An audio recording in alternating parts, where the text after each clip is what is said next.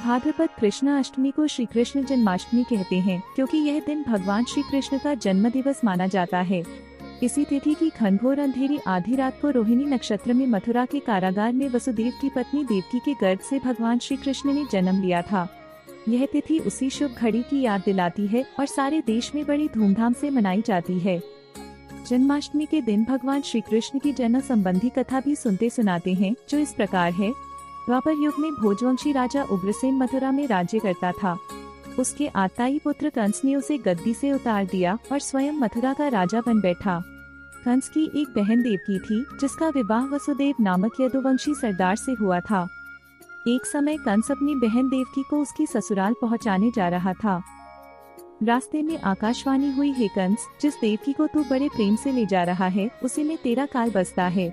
इसी के गर्भ से उत्पन्न 8वां बालक तेरा वध करेगा। यह सुनकर कंस वसुदेव को मारने के लिए उद्यत हुआ। तब देवकी ने उससे विनय पूर्वक कहा, मेरे गर्भ से जो संतान होगी उसे मैं तुम्हारे सामने ला दूंगी। बहनोई को मारने से क्या लाभ है। कंस ने देवकी की बात मान ली और मथुरा वापस चला आया। उसने वसुदेव और देवकी को कारागृह में डाल दिया। वसुदेव देवकी के एक एक करके 7 बच्चे हुए और 7 को जन्म लेते ही कंस ने मार डाला। अब 8वां बच्चा होने वाला था। कारागार में उन पर कड़े पहरे बैठा दिए गए। उसी समय नंद की पत्नी यशोदा को भी बच्चा होने वाला था। उन्होंने वसुदेव देवकी के दुखी जीवन को देख 8वें बच्चे की रक्षा का उपाय रचा। जिस समय वसुदेव देवकी को पुत्र पैदा हुआ, उसी समय संयोग से यशोदा के गर्भ से एक कन्या का जन्म हुआ, जो और कुछ नहीं सिर्फ माया थी। जिस कोठरी में देवकी वसुदेव कैद थे, उसमें अचानक प्रकाश हुआ और उनके सामने शंख, चक्र, गदा, पद्म धारण किए चतुर्भुज भगवान प्रकट हुए। दोनों भगवान के चरणों में गिर पड़े। तब भगवान ने उनसे कहा, अब मैं पुनः नवजात शिशु का रूप धारण कर लेता हूँ। तुम मुझे इसी समय अपने मित्र नंजी के घर वृंदावन में भेजाओ और उनके यहाँ जो कन्या जन्मी है उसे लाकर कंस के हवाले कर दो। इस समय वातावरण अनुकूल नहीं है, फिर भी तुम चिंता न करो। जागते हुए पहरेदार सो जाएंगे, कारागृह के फाटक अपने आप खुल जाएंगे और उपनदी अथाह यमुना तुमको पार जाने का मार्ग दे देगी। उसी समय वसुदेव नवजात शिशु रूप श्री कृष्ण को सूप में रखकर कारागृह से निकल पड़े और अथाह यमुना को पार कर नंजी के घर पहुँचे।